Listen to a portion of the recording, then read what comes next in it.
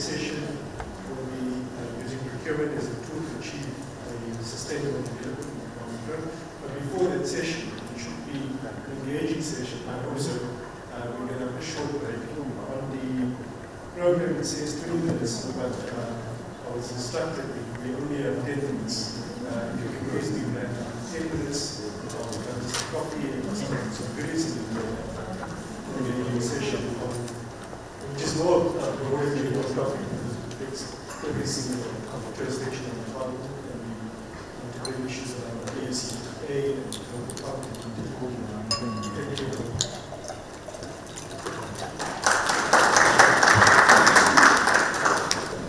Session 2 with Desmond and Imran set the basis for the discussion on the principles and processes for public procurement in particular. We're also going to just touch on and unpack how governments in particular on the African continent can use procurement as a tool to achieve our goals from a developmental perspective and economic growth perspective. So specifically, local content can be seen broad or very narrow, depending on where you are, and also the ancillary potential objectives of governments and corporates being to achieve certain ESG targets, and that's also linked to sustainable development goals that are set by the UN. That we see in our day-to-day lives in terms of changing how we as human beings and corporates act in ensuring that we have a world where our children still have a future in terms of using clean energy, access to electricity for the continent where almost 600 million people still don't have access to basic electricity. And all of those other social evils. So how can governments ultimately ensure we achieve that through using public procurement in procurement processes for goods and services, but also for large infrastructure projects that various governments on the continent are either doing individually in their own government, in their own countries, but also collectively where there's a regional element in respect of ensuring local development and regional value chains are created as the objectives set out in the AFCFTA. For those, I know for some people it's a tongue twister, and I also have to get used to the word AFCFTA, the African Continental Free Trade Area Agreement, and all protocols that goes with that. So the first, procurement, government procurement, we've discussed it. So let's start with the concept of, yes, we say sustainable development, and we want to achieve the sustainable development goals for each respective country on the continent and collectively, so that we can collectively grow as a continent to become one of the world's powerhouses in terms of, from a more economic perspective. We are a continent blessed with resources, natural resources in the form of our minerals, our endowment in terms of oil and gas, but we are also open spaces, land, we have water resources. So how do we use all of those for our benefit collectively with governments, whether it's governments within a country working together, that's municipal, provincial, and national government, making sure you achieve a particular objective, but with the all regional governments, where it's, if it's in Kenya, the government of Kenya, and Tanzania, and Rwanda, and Uganda working together to achieve a particular objective. So using procurement as a tool to do that. So the general concept of local content, and in different, as I mentioned, different countries have different ideas of what local content is, but the general consensus is that a host government will set particular targets for companies who want to participate in a particular economic sector in their country, and to ensure that the locals benefit directly from that. So a foreign company investing, and you see this not just from a procurement perspective, where government issues licenses whether in the oil and gas sector, in the mining sector, in the form of concessions or rights and so on. Part of that will always be the local content requirements. That is, when you come in exploit, say, minerals, you need to also ensure that you employ Rwandese nationals.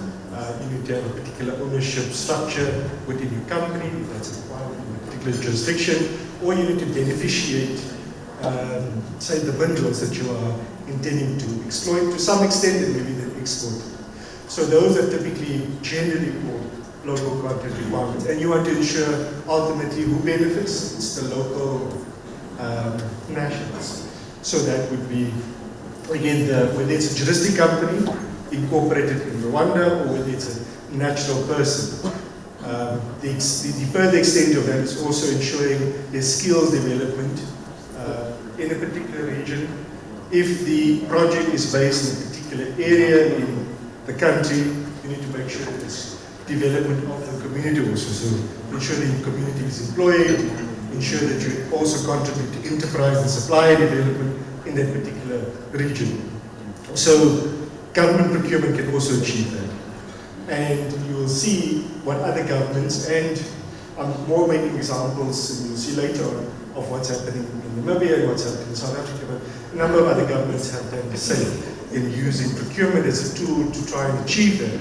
But I think it can be done even more effectively. So when we talk about, and I mentioned sustainable development goals, I mentioned what you can achieve. So from an employment perspective, ownership, procurement of goods and services. So it's not just about goods being procured locally. And again, the goods that's being procured locally, hopefully they're also manufactured locally. Because in encouraging local manufacturing of goods through government procurement, you also contribute to, again, the laudable objectives of the AfCFTA to ensure that African products are manufactured and those products are used in African construction projects or infrastructure projects. And if it's not possible to do it in your own country, part of the requirement should also be that from a regional perspective, there is a requirement. If you can't procure it in Kenya, you must try and procure it in Rwanda or somewhere in the African continent. Because there's also an incentive for an investor when investing in Kenya as a consequence of a procurement process for massive infrastructure projects. Say there's a port that needs to be expanded, or there is a railway line which has happened that needs to connect the different regions within the East Africa region to make sure that local content in terms of manufacturing of the locomotives is done within the region. It's not possible within the region to do it on the African continent because there's a benefit for that investor or the company as a consequence of the AfCFTA, where in terms of tariffs, in terms of incentives and so on. So that is how, going forward, governments should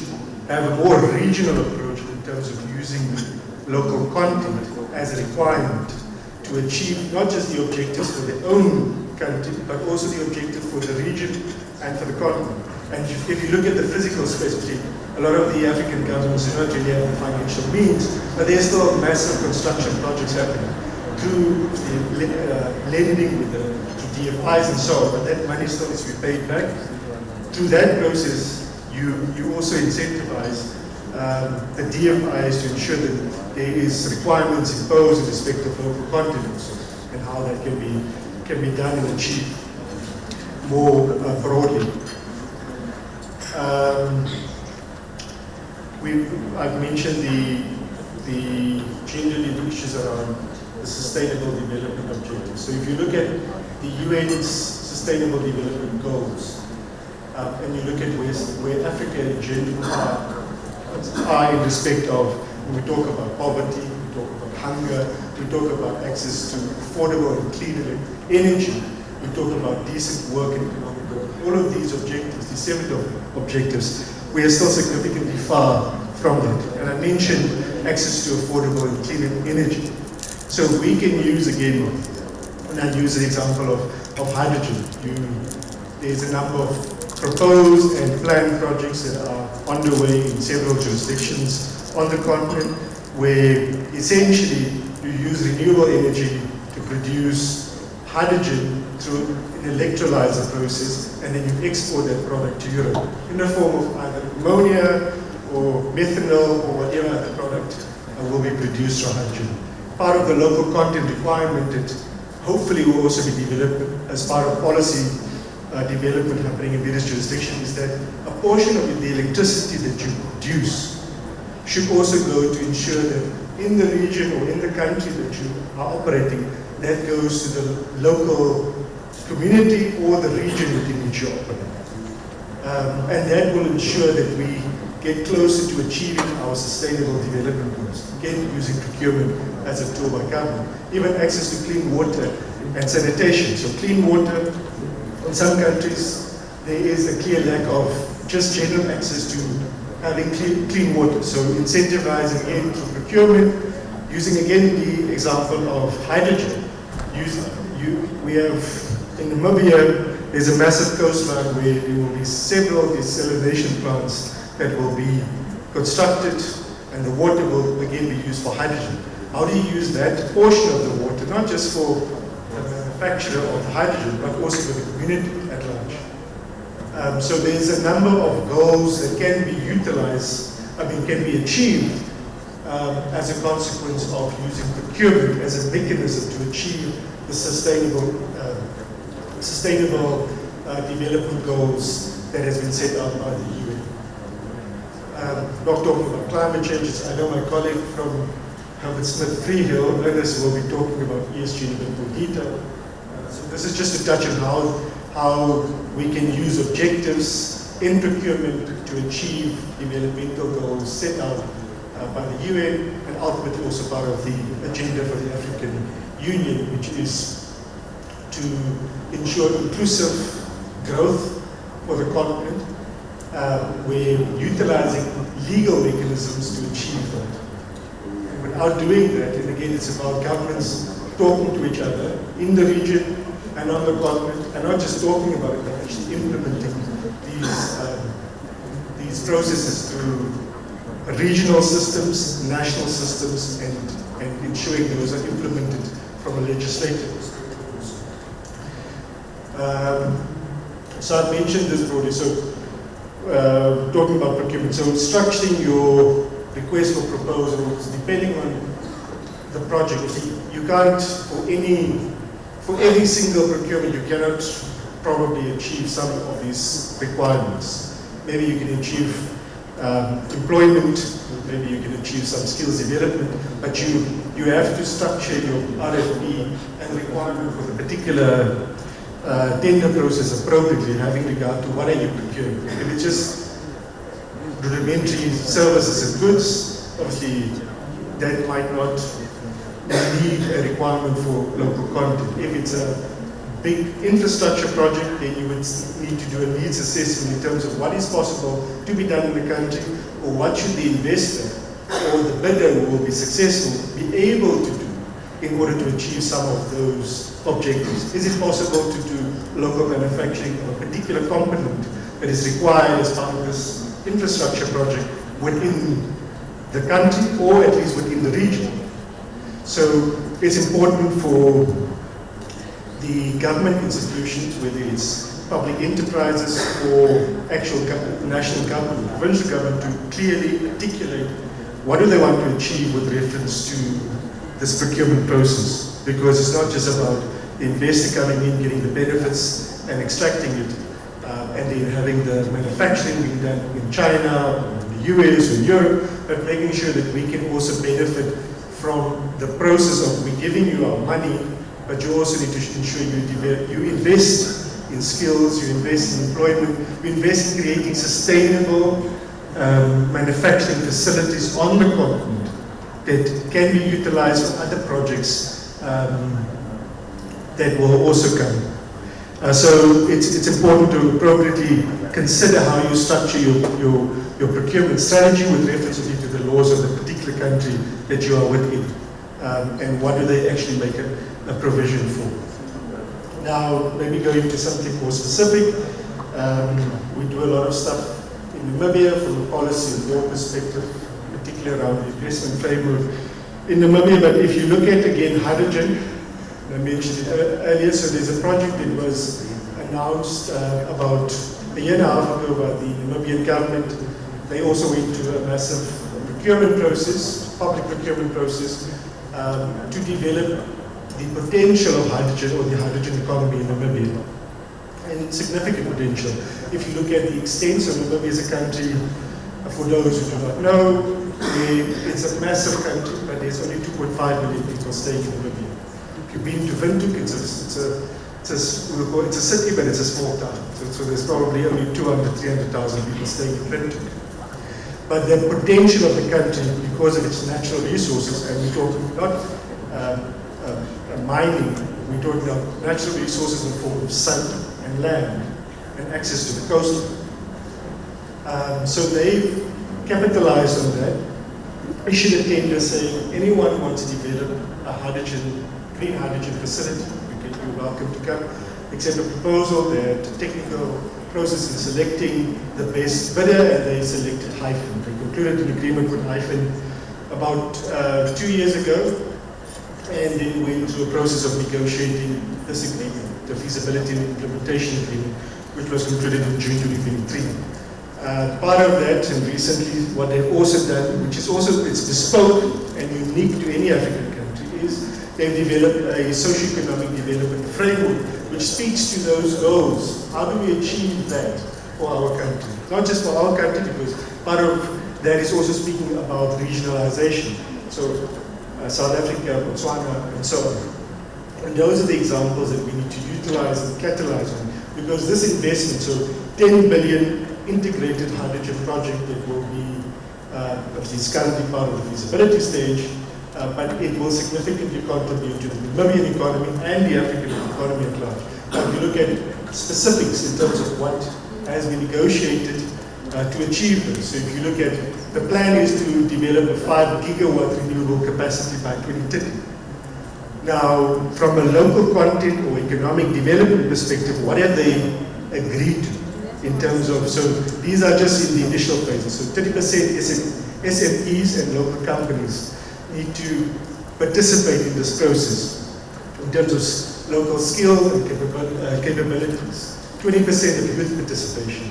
There was a question earlier in terms of how do we structure procurement processes around ensuring the youth participates, women participate, you can do, depending on you must look at your local legislative framework. 90% of Namibians should be employed.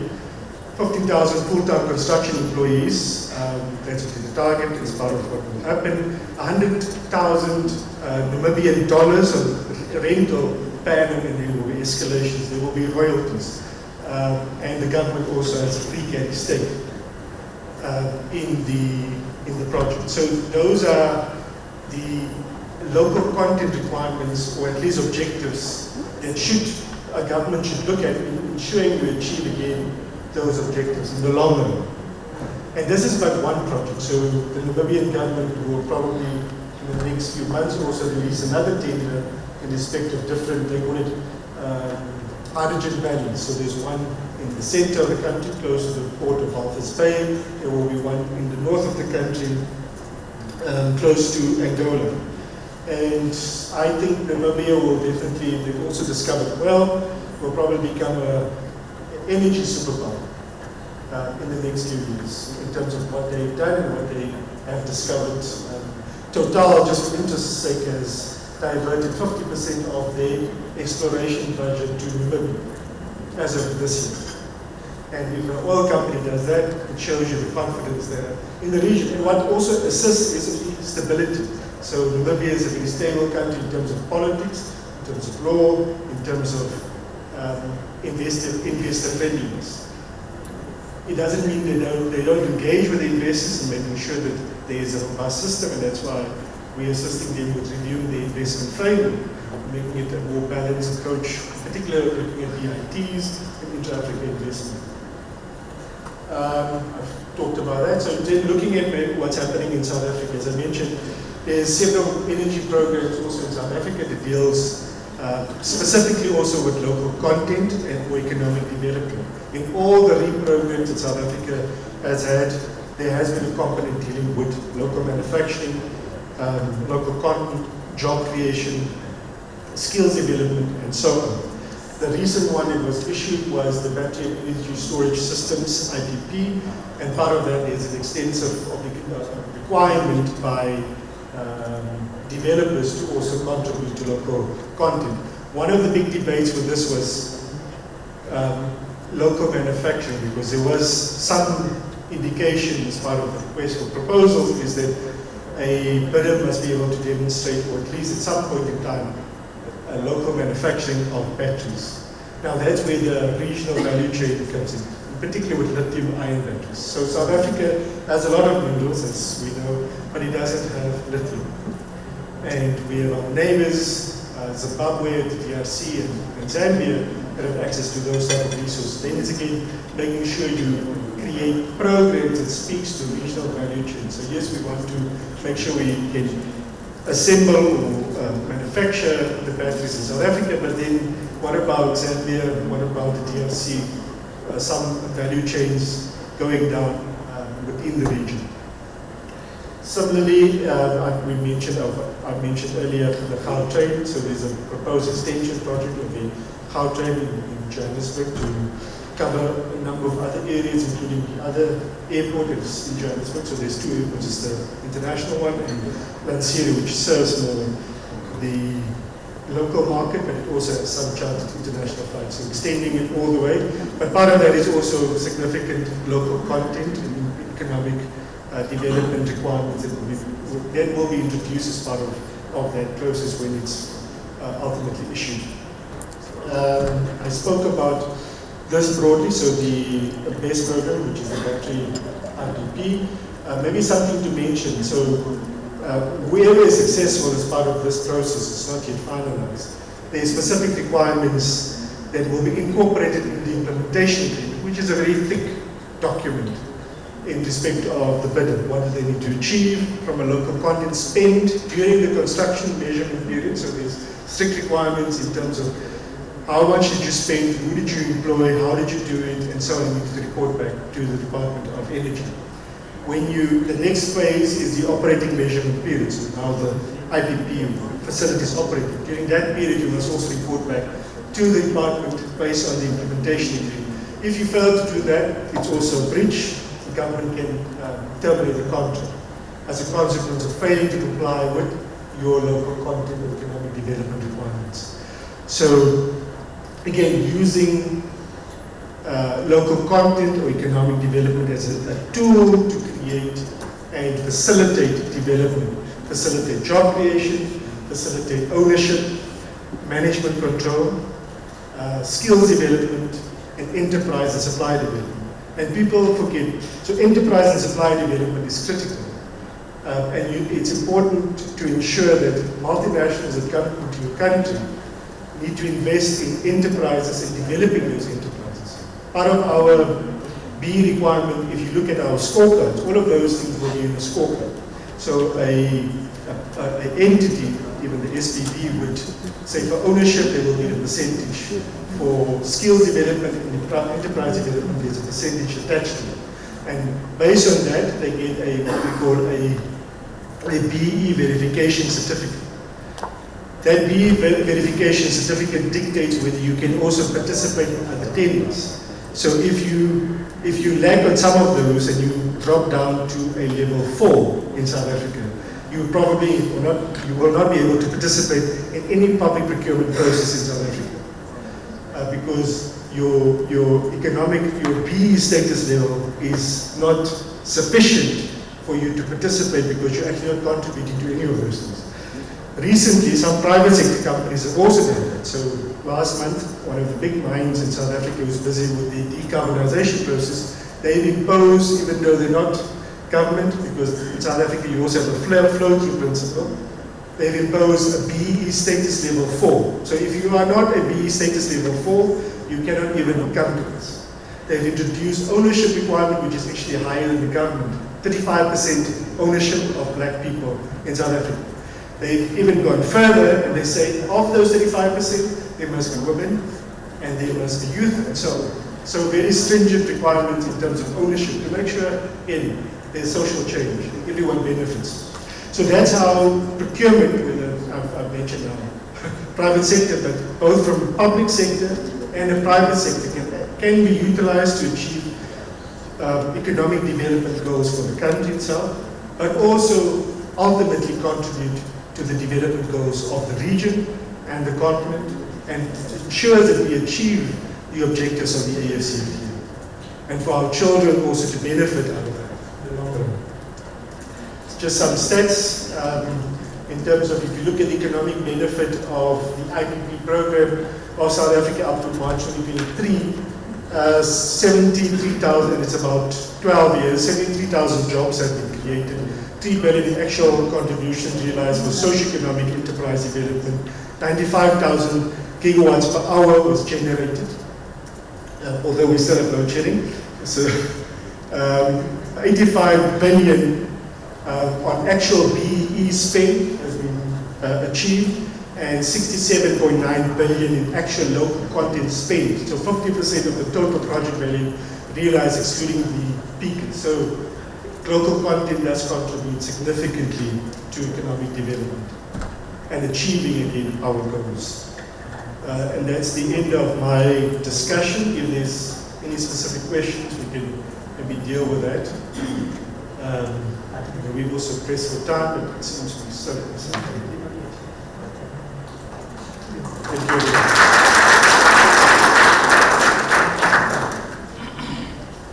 Any questions, or is it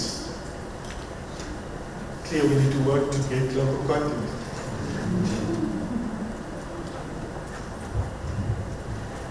Thank you so much, Jacob, for that very enlightening presentation. I wanted you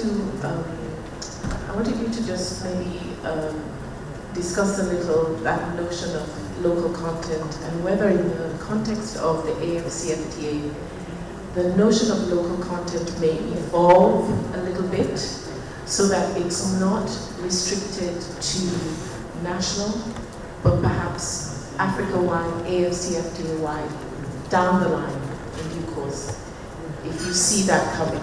Thank you.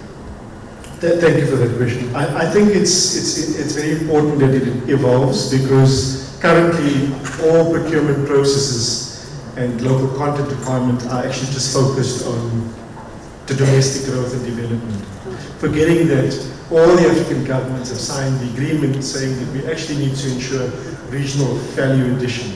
Now, when we talk about regional value addition, so the rules of origin in terms of, if you manufacture a product in anywhere in the continent and it complies with the rules of origin requirement, then it's an African product. And there's several benefits to being an African product. So it's important, I think, to achieve, again, the goals, we have to ensure that the concept and definition of local content is expanded to ensure that governments, because they've signed the agreement, they're bound to the terms and conditions of it, ensure that we achieve the goals through public procurement. And that's for both services and goods. Any other question?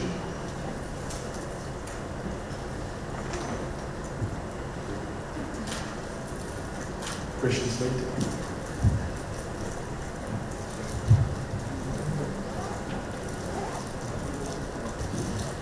So mine is just a comment.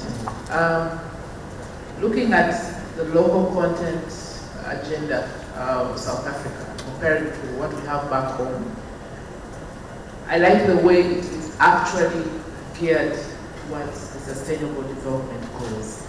The intentionality of how they have actually ensured that it's actually quantified, measurable.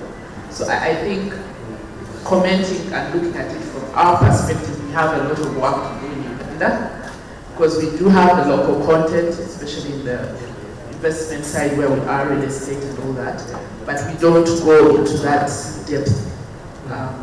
So it is a take home of improvement, definitely. So thank you very much. Well, thank you. That's a valuable comment. Thank you.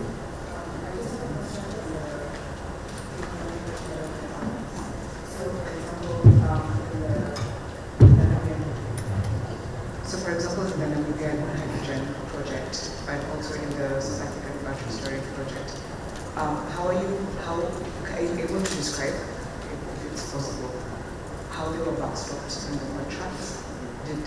Was it tied to financial penalties? Was it, a termination event? What were the layers just to make sure that, they're achieved? And when some of these outcomes, were they reflected in the tariff, or was it a cost that the private party was expected to manage? In respect of the Namibian one, you said that agreement is confidential, and there's certain confidential terms, but there are penalty provisions in it to ensure that those targets are achieved during the implementation phase. In the first phase, it's more feasibility and so on. During the implementation phase, and also subject to certain timelines and objectives. In terms of the South African one and past IPPs, there are specific penalties as part of the implementation agreement and the annexes to the implementation agreement. So if you don't achieve it, so that's why there's a measurement on an annual basis and a report back. So there's penalties, but where the companies have been penalized as an existing baseline, and it's also a much more extensive one. So it's a very complicated formula that they go into in terms of what you've done, how you've done it, and then it's reported back, and then there's all of these, and you need your actuaries also to look at it, how it's been achieved, but there's penalty provisions in there, there's breach provisions, so if you fail to comply with those requirements within the construction management period, then there's steps that the government can take. Typically they don't do so, so it's more trying to say what is the issues, and sometimes it's issues not as a consequence of what's happening with the company, but locally in the market. So there's those provisions to deal with. But there's penalty provisions, there's breach provisions, and there's termination provisions and then on the question of tariffs, so all of those are also agreed before the time, so it's incorporated also as part of the tariff. And because local, so Imran touched on it, and this is the controversy about, so you have the 90-10 principle in South. So 90 for price, value for money, and then 10 is to ensure certain objective requirements are achieved. Part of that, in this case, the objective requirement is also a number of those things, which is also local content.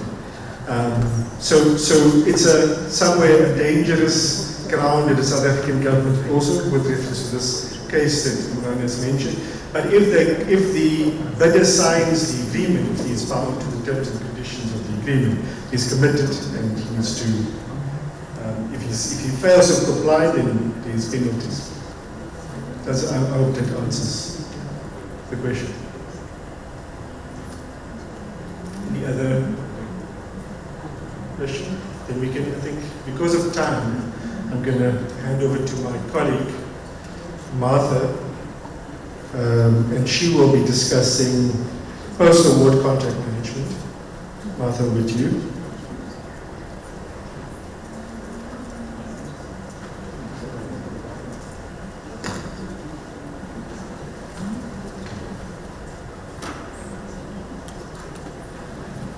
Thanks everyone, good morning. Because of time, I'm going to rush through so that you don't ask me too many questions. When Desmond was speaking about manual procurement filing, I was reminded of an incident when I was running my own small firm, where an international law firm, which shall remain unnamed, was invited for a closed tender. And they sent us this document that was about 50 pages in color. And they asked me to print and go and submit, but they made me print, I think it was 15 copies. And it was 50,000 over the bill.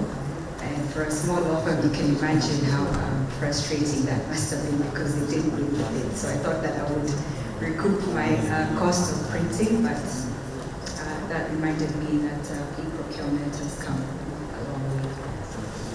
So I'm going to handle contract management. What is contract management? So it's a system that is designed to support the stage of the life of a contract. This is contract initiation, drafting and negotiation, and operational management. And effective contract management system aims to ensure that the procurement process is consistent and efficient, which is what we've been talking about earlier. Adheres to the organization's contract playbook, so hopefully your system is following your own playbook, your organization. Parties are consistently aware of their obligations, and this one, surprisingly, is something that we see a lot, that people tend to forget what have they actually signed up to. The objectives of the contract are realized. So sometimes people will sign contracts, get into them, and then forget that they're supposed to be making sure that the objectives of the contract are realized. Risks are avoided or mitigated as much as possible. Parties understand what their obligations are on exit or when the contract terminates.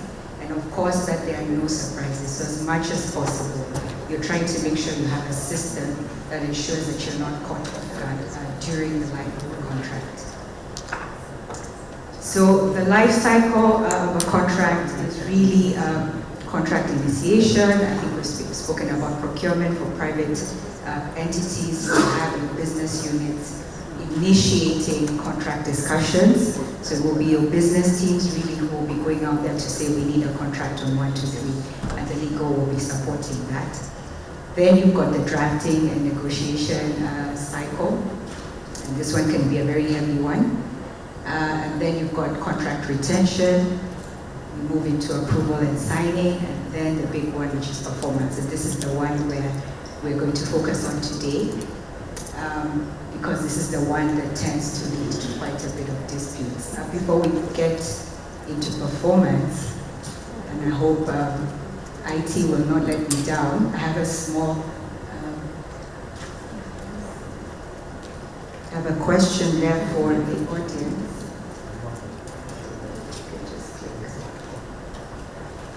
Trust.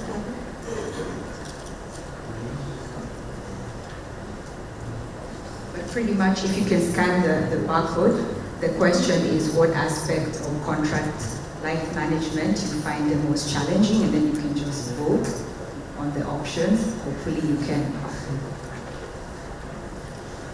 hopefully your phones can zoom in, and I think there's a screen on that side, just so that I can see.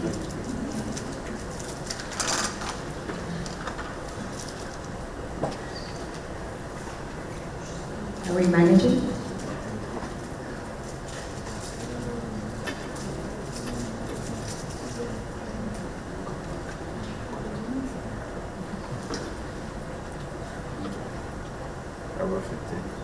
For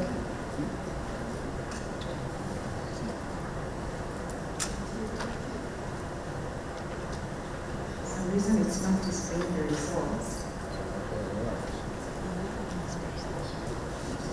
Sorry? It's going to the side.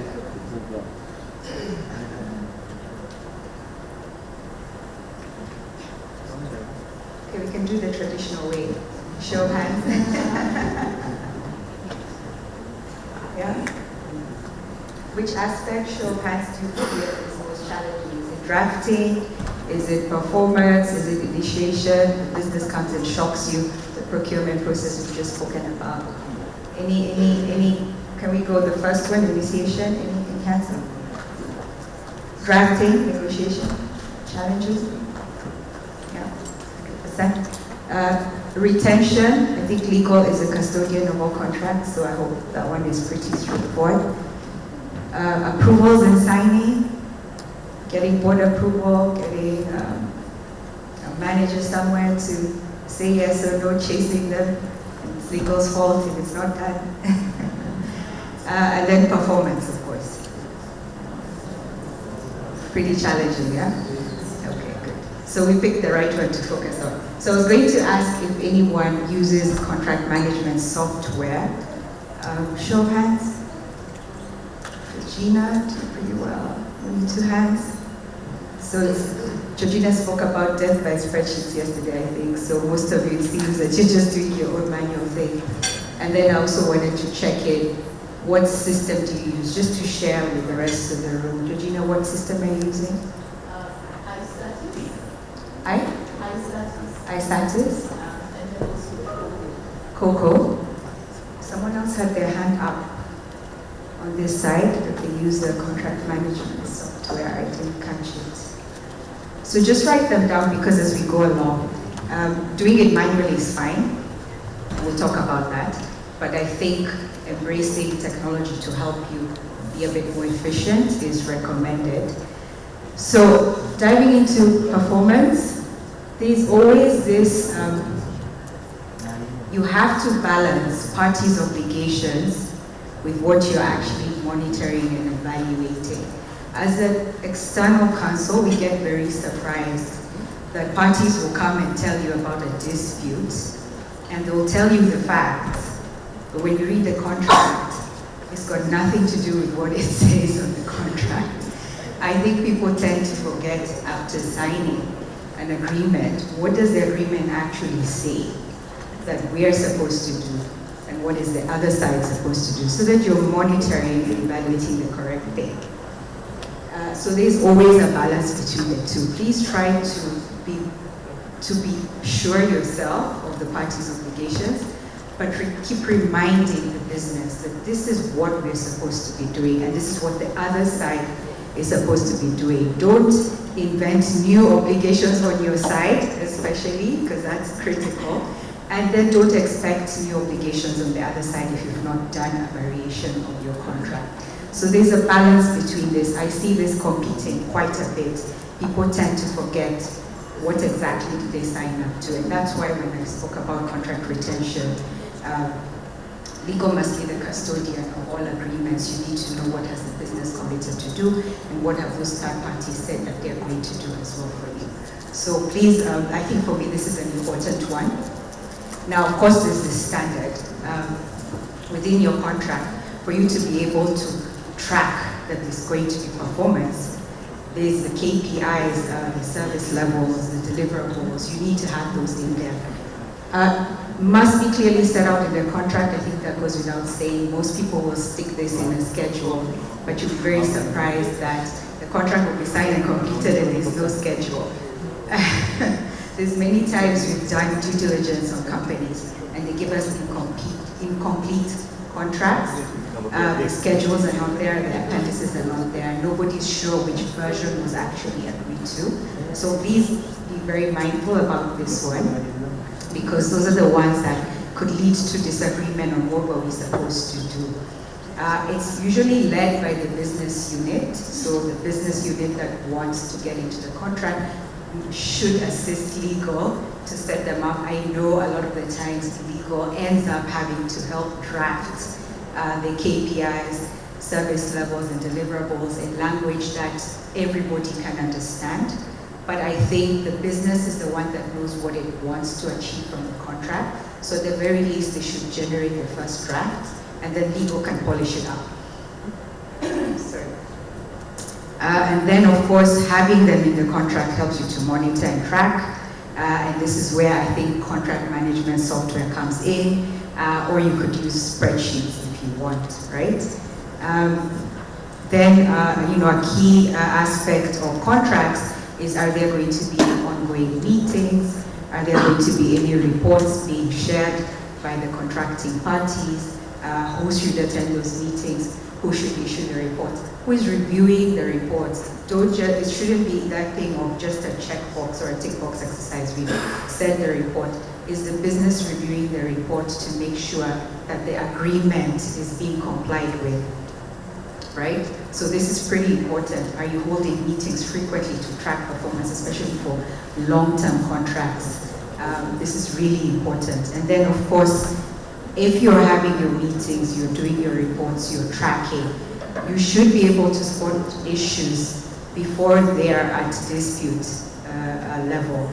So you should be able to have sort of a resolution of issues clause in your agreement and a way to escalate those resolutions before you go into formal dispute. So we always recommend clauses such as some sort of joint steering committee for the contract, each party to have somebody in there who sits down periodically to review, to resolve issues, Where those cannot be resolved, maybe they're escalated to a CEO or a CFO who can sit down and find out what's going on, where can we open up this bottleneck, etc.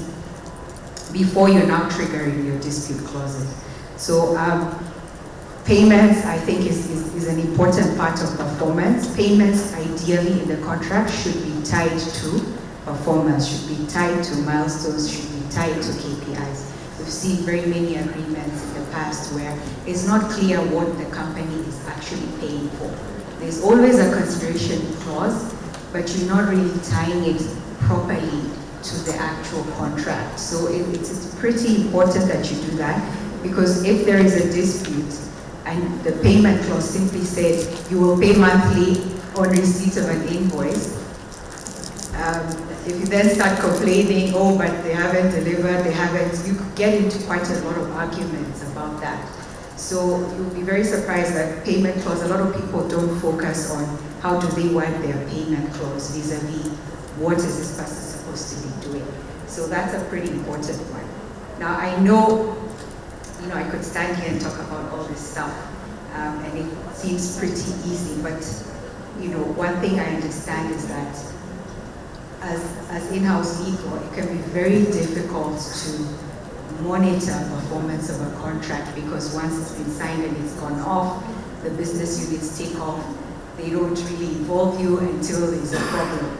And so on this slide is just a couple of tips that should hopefully assist you in monitoring for performance, and we'll talk about software here a bit. So always make sure there's a contract owner. I think that's a pretty important one. And it should be an individual. Try and avoid it being a department, because if it's a department, then everyone can say it was so-and-so who was supposed to handle that, or so-and-so was supposed to handle that. You don't have that one person in the department who can say, this was your contract. You are the owner of this contract. Your goal is to administrate the contract. Your goal is to make sure that it is performed as it was supposed to be performed. Your goal is to make sure our company policies are being followed. Your goal is to make sure that our playbook is being followed. Yeah? Your goal is to make sure you're mitigating risks, and if risks come up, you're informing the business, you're informing the relevant departments. Have a contract owner, insist on having a contract owner. Now, you might not need this for an NDA, but certainly if it's a huge procurement contract, or a huge supply of services contract, or a long-term contract, then you want that person who owns the contract within that specific business unit. And what you want is them liaising with legal, very likely finance, probably executive management, on what's going on with the contract. They're the ones who will be reviewing the reports they're getting, and then making sense of them to the business and telling you this is being performed. So as long as you've got a contract owner who is frequently updating the relevant departments, you will not all be shocked when things are going wrong. You'll hopefully have seen early enough. Before there are problems, you will give suggestions, you will give solutions. The other thing is contract alerts, and I think this one would mainly be with legal, but in collaboration with the owner. And this is key dates, Is it coming up for renewal, the contract? Is it being terminated because it's complete? There are key milestones, so you're putting them in your calendar if you can, or if you have a software system, you're putting alerts to remind you about certain key dates in the contract. This was supposed to be delivered within 6 months, it's now 6 months. These conditions were supposed to be fulfilled before we pay. Have they been fulfilled on that date? So having an alert system, something that triggers and reminds you, oh, there's this contract date, key date coming up, I think is important. I think as legal, you can push the contract owner to extract the dates, you can extract them yourself and agree, and just have some sort of an alert system that helps you monitor and keep track of any key dates in the contract, including termination. Then the other thing I think is important, and this one I think is pretty good for legal, is contract intelligence.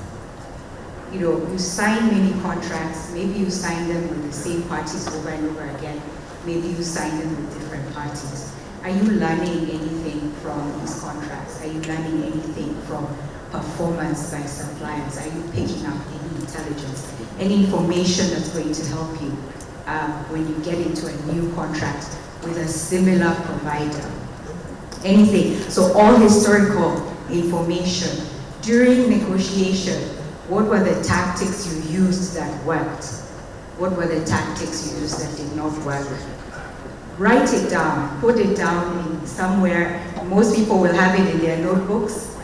Try to institutionalize that information. I know sometimes as lawyers, we have a tendency to keep information to ourselves, but if you're leading a big legal team, what you want is for them to also learn from you, learn your own experience. So the history of negotiating the contract, what went well, what went right. Wow, those guys caught me off guard. I didn't know about that. I wish I knew. I would have changed my clause this way, or I would have instructed external legal, be mindful of this and that.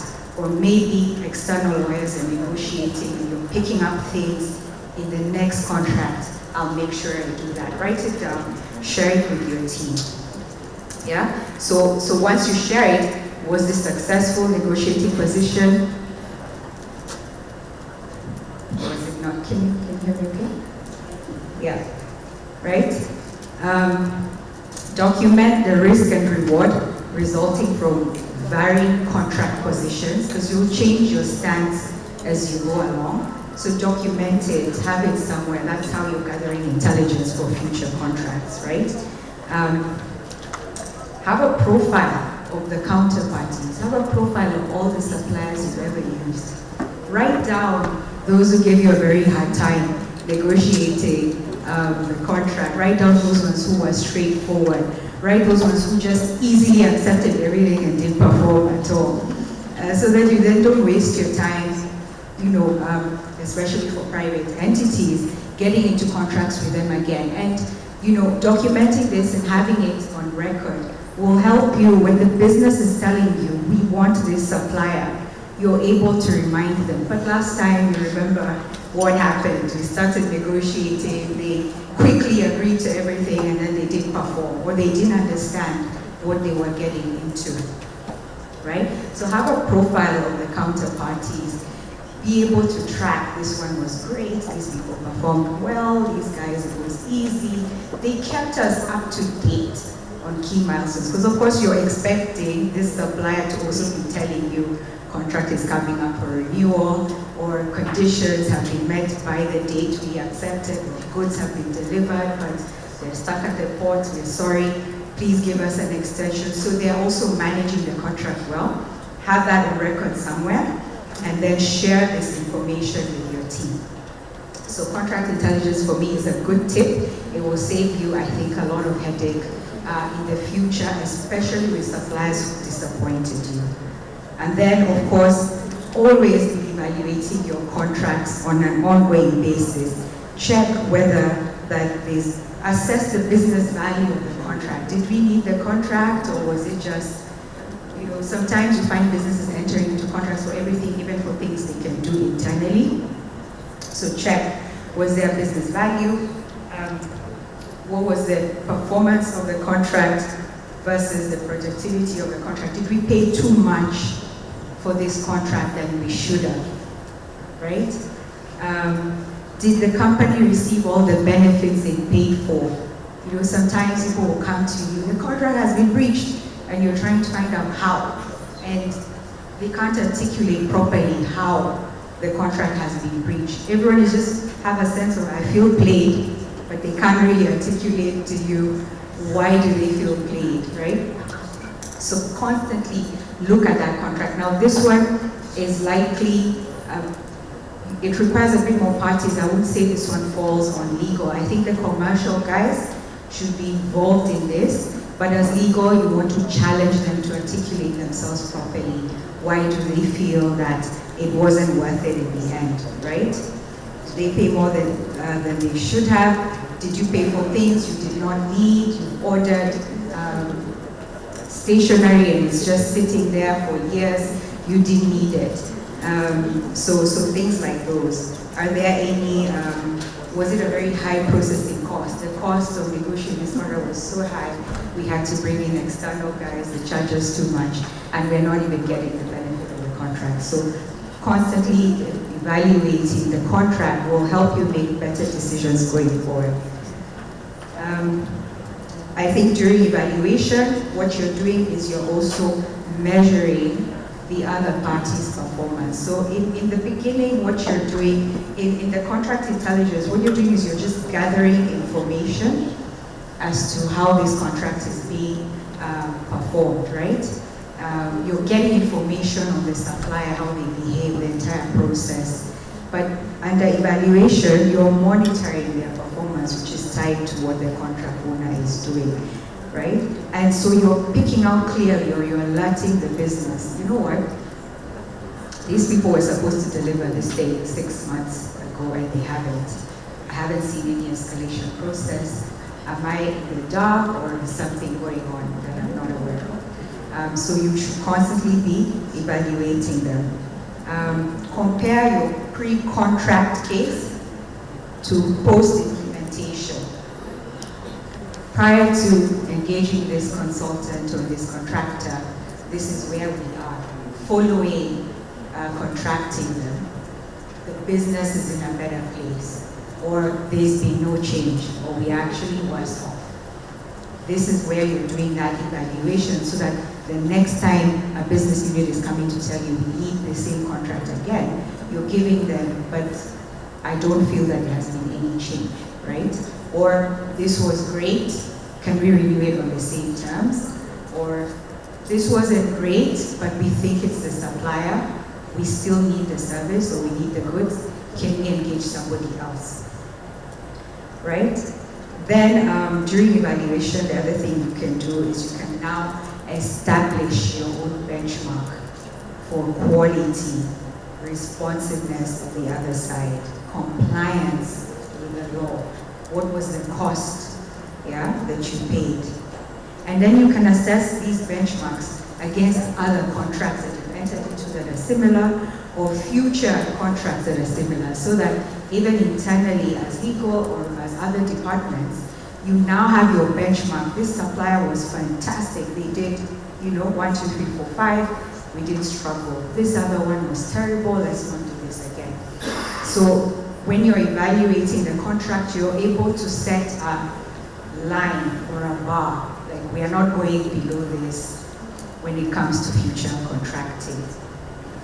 And finally,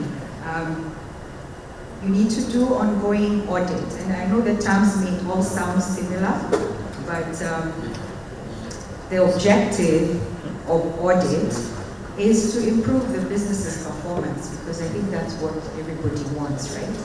Is to develop stronger relationships with suppliers. If you have engaged a law firm, and they're your service provider, you want to sit down with them as often as possible and understand what went well this year, what didn't go well. I call you, you don't pick up. I send you a message, you don't respond quickly.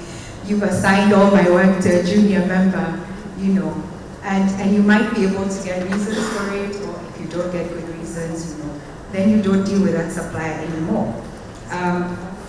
It's also supposed to increase the counterparty's reputation to you. Are they efficient? Do they have good quality? Do they have good business practices that match yours? We've talked about ESG, we've talked about maybe certain criteria that you would use to qualify bidders or suppliers. Are they aligned with your ethos as a business? And I think that's the object of audit. I think auditing, evaluation are the tools that will help you quickly identify issues and try and resolve them before you go into disputes. And I think the other thing you can do during audit is identify areas for improving your whole contract management process. Because you will be able to tie in that this contract wasn't performed well because during drafting and negotiation, we didn't properly set out what are the milestones, or we didn't properly say what are the deliverables, or we did say these are the service levels. I need a response in 24 hours, or I need a response in 48. It's in the contract. So you will be able to get learnings from the entire contract cycle, management cycle that I talked about, if you're doing periodic audit. So I know this is overwhelming, this is a lot of work. For an organization, it's a lot of work for legal. But when you start and when you sort of set something in place, it becomes easier.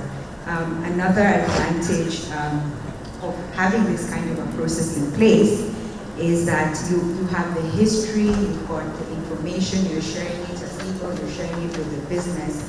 And so when you're arguing or you're sort of making a case against a certain contract or against a certain supplier, you have all your notes together, you have your system. This is how we rate these suppliers. And unfortunately, this supplier scores very low.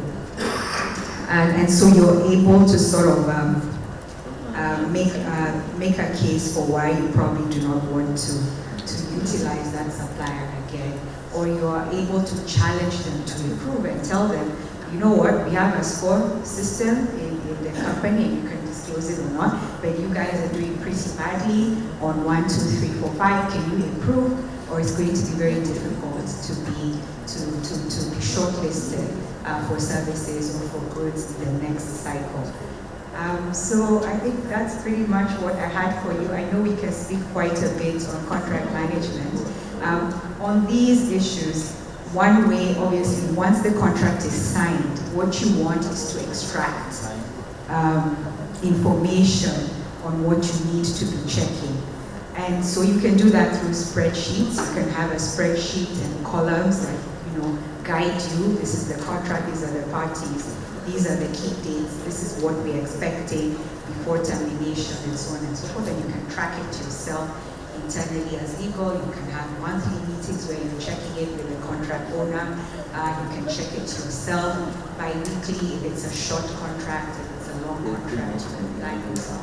But there are a number of softwares these days that will help extract the information for you, and they're embedded in the entire contract life cycle management. So you find that they'll help you even with templates which you can customize for your business to make life easier when you're drafting and negotiating, and they'll pick out key things that you need to be watching out for during performance. And for me, these are key things that you should try and implement as legal, and try and encourage business to understand why you need at least these facets that are ongoing on an, you need to plan for all these on an ongoing basis, and everyone sort of has to be involved in that process so that you've got a successful contract, you've got good performance, and you're not calling Desmond to assist you, or Jack or Imran to assist you with a dispute, and you're disputing over something that's not written verbatim in the contract. I think I'll stop there because we want to have some time for the case study, but I'll take any questions. Mind you, because of the kind of work that is required to put this kind of a system in place, I think my advice is just don't struggle alone. Just ask for help from external advisors if you want to, but it will make your life much easier, and it will make external lawyers' life also much easier if you have a system in place within your organization. Thank you very much.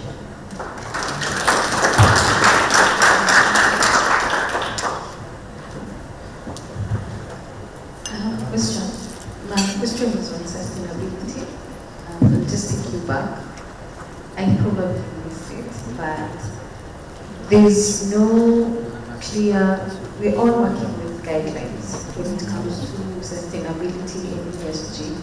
So if, for example, if I am making or bidding with the government, what guidelines or what criteria are governments, we could use Kenya or South Africa using to ensure that there's a standardized standardized analysis and questionnaire in that case to ensure that the companies that are bidding are actually meeting the threshold of ESG / sustainability where applicable.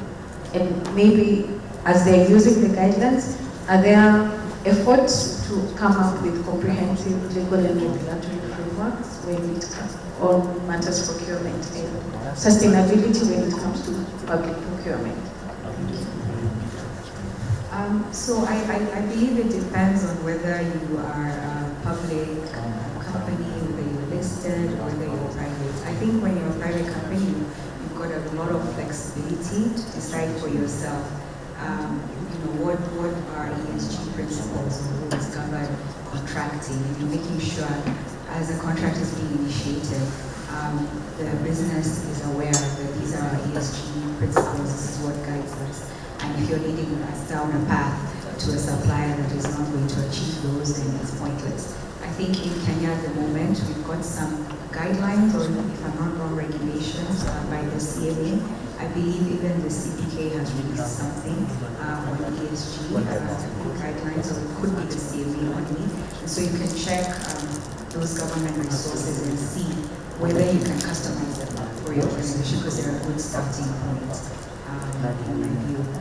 So you mentioned sustainability and whether there are regulations around that.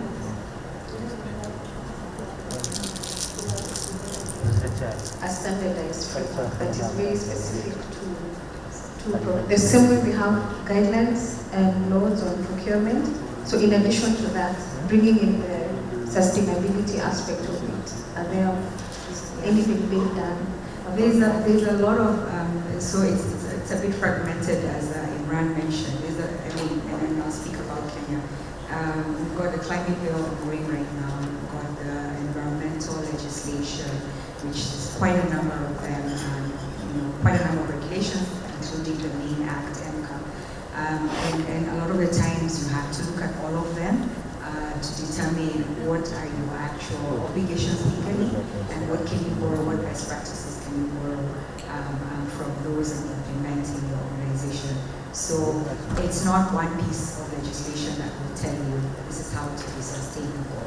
You have to look at multiple sources. You can look at the bill because it gives you an idea of where we are heading, what we are likely to do, and you can always seek advice as well. I'm not so sure how it is in any of the other jurisdictions. Maybe someone can chip in at this point.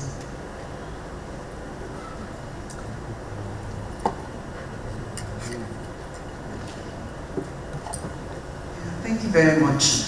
I just have a little comment around the contract performance, especially that's like where you have the contract owner, contract intelligence, and all of that. As you were speaking, I saw that, and I know that because you're speaking to us as lawyers, you were highlighting a lot of the things we needed to do. But from my own experience, I believe that the contract owner also has a critical role to play, because the way legal departments are structured mostly, it's a thin sort of resource base that you have. That's when you have 1,000,001 contracts, that you are also attending to within the organization, especially if you work for a really big organization.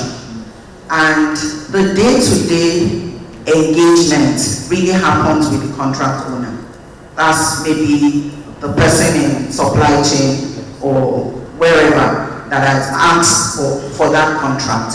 So my own view is that it has to be like a collaborative effort between the contract owner and legal to gather the intelligence you're talking about and to be able to document, so that at the next cycle, when you're having negotiations or discussions with that third party or supplier, definitely both are looked into it. Because you can come as legal and say, well, we have this issue, and the contract owner says, I don't have any problem with this guy, so I want to go ahead on exactly the same terms, and it doesn't really over well for the organization at the end of the day, because if anything goes wrong, it comes to legal. I I completely agree with you, and I think how I would deal with that is by having your contract playbook. These are our rules as to how contracts are entered into by these organizations. This is the policy of this organization. This is how we monitor and evaluate. These are the clauses we will not accept.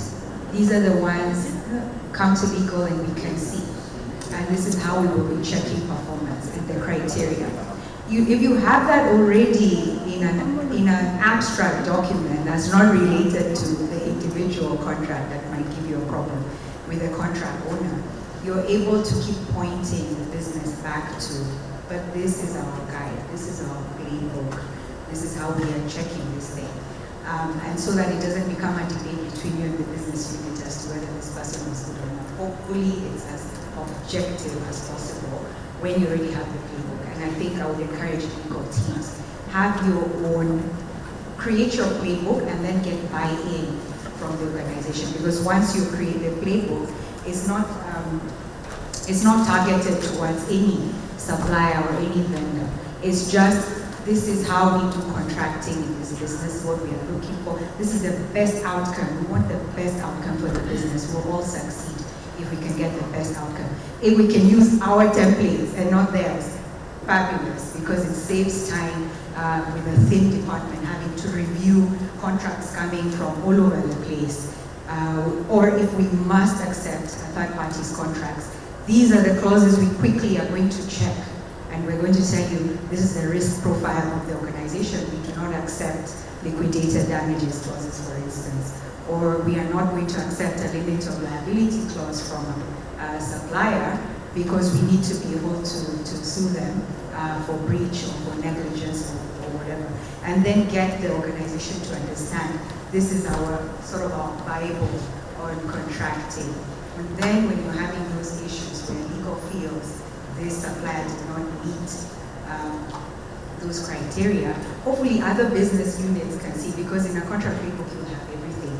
You'll have the legal stuff, you'll have the financial, you'll have the risk, the compliance, and you know, try and get all teams as much involved to buy into the playbook, and then always monitor and evaluate. But I agree with you, the contract owner is the most critical person in the business, and they really do need to hopefully understand where you're coming from as legal. But I think that starting point would help. Just a quick one, because I can see. Sorry, Don, I think we have one short question and short answer. We can still have it because we have stop at one. Sorry, I had a mic already. Thank you, Martha, for your presentation. My English. My question is on contract management. I have two questions on it. The first question will be on how can we optimize the contract negotiation as that is the second question is on how can we leverage the technology to enhance the contract management. Thank you very much. Sorry, your first one was how we can optimize? Yes, contract negotiation. Contract negotiation. For me, having a template, your template agreement, even if you find that you're having to sign contracts from other organizations, having your own template of the kinds of agreements you might get into and your position on different clauses will optimize negotiation process for you. The second one on how to leverage technology, I think do explore, and we can have a conversation. You can check out the software that Georgina mentioned. Explore them, try them out, because Excel requires you to keep logging in to check, whereas the software will be bringing up the alerts for you and keeping you on top of your tools. So please do feel free to explore the ones that she mentioned. Evaluation and audit, I didn't quite get it, but maybe I can see you over lunch. It's not, I think for me, audit is you're auditing against your own policies, your own playbook, your own criteria for what is a successful contract. Evaluating is you're evaluating the contract as it is, you're evaluating the supplier and how things are going, including yourselves as a team. how are we performing our own obligation? Are we paying them on time, or do we have a problem? So I would say audit, you're checking against your own criteria. Evaluating is just what you're doing in the normal course of business. I hope that makes sense. Yes, thank you. Thank you very much. Thank you, Martha. Do you want to stay?